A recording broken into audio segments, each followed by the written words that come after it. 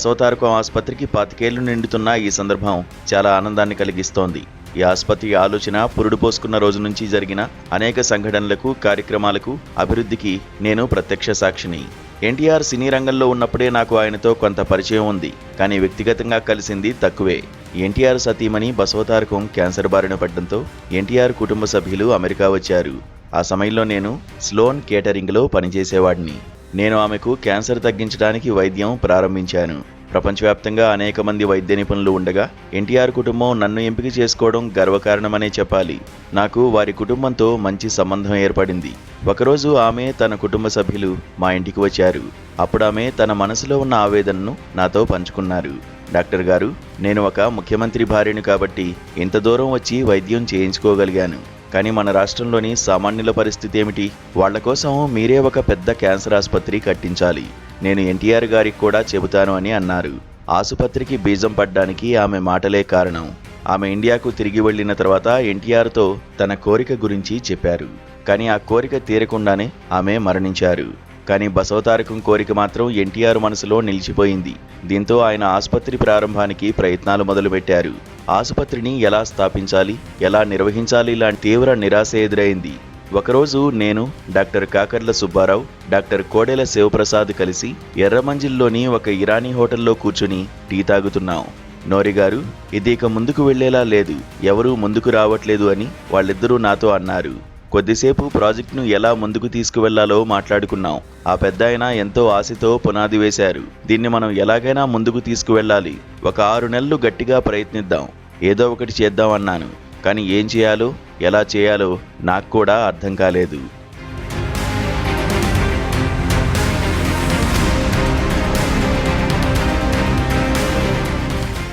నేను అమెరికాకు వచ్చేశాను. అక్కడి నుంచి ఒక అంతర్జాతీయ లెక్చర్ కోసం జెరూసలేంలోని హదాసా క్యాన్సర్ సెంటర్కు వెళ్ళాను. ఆ సెంటర్ హెడ్ నా స్టూడెంట్. అతన్ని, మీది పెద్ద డబ్బున్న దేశం కాదు కదా, ఇంత పెద్ద ఆసుపత్రి ఎలా కట్టారు అని అడిగాను. మాకు వాషింగ్టన్లో ఒక మహిళా సంఘం ఉంది, వారు మాకు ఫండ్స్ సేకరించి పంపుతారని చెప్పాడు.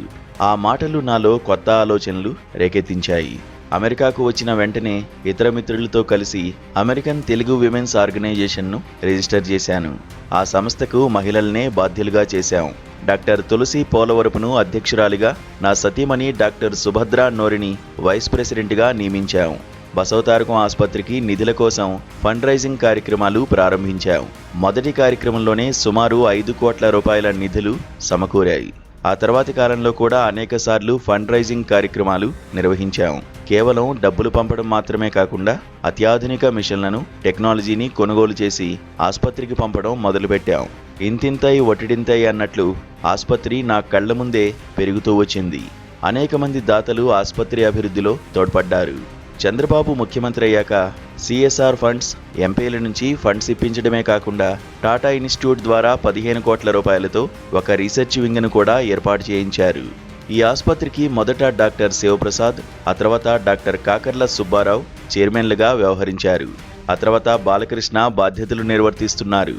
నందమూరి కుటుంబం నుంచి చైర్మన్గా బాధ్యతలు చేపట్టిన మొదటి వ్యక్తి ఆయనే. ఆసుపత్రి నిర్వహణలో కూడా స్టార్నని బాలకృష్ణ నిరూపించుకున్నారు. సబ్జెక్టును చురుగ్గా అర్థం చేసుకుంటూ, ఎన్నో ఒత్తిళ్లు తట్టుకుంటూ ఒక సమర్థవంతమైన అడ్మినిస్ట్రేటర్గా ఆసుపత్రి అభివృద్ధిలో క్రియాశీలక పాత్ర పోషిస్తున్నారు. ఈ ప్రయాణంలో 2 రాష్ట్రాల ముఖ్యమంత్రులు చంద్రబాబు నాయుడు, రేవంత్ రెడ్డి కూడా మాకు తోడ్పాటును అందిస్తున్నారు.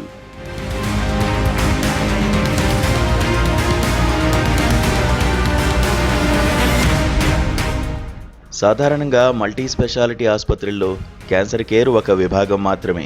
కానీ బసవతారకం ఆసుపత్రిని కేవలం క్యాన్సర్ చికిత్స నివారణల కోసమే ప్రారంభించాం. అతి తక్కువ ఖర్చుతో సమర్థమైన క్యాన్సర్ చికిత్సను అందించే ఆసుపత్రిగా మంచి పేరు తెచ్చుకుంది. ఒక సాధారణ కార్పొరేట్ ఆసుపత్రిలో ఏడాది పొడవునా చూసే క్యాన్సర్ కేసులు బసవతారకం ఆసుపత్రిలో 1 నెలలోనే చూస్తారు.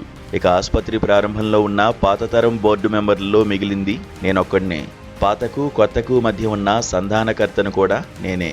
ఈ ఆసుపత్రి ఏ ఆశయాలతో, విలువలతో ప్రారంభమైందో వాటిని కాపాడాల్సిన బాధ్యత కూడా నాపై ఉందనేది నా ప్రగాఢ నమ్మకం.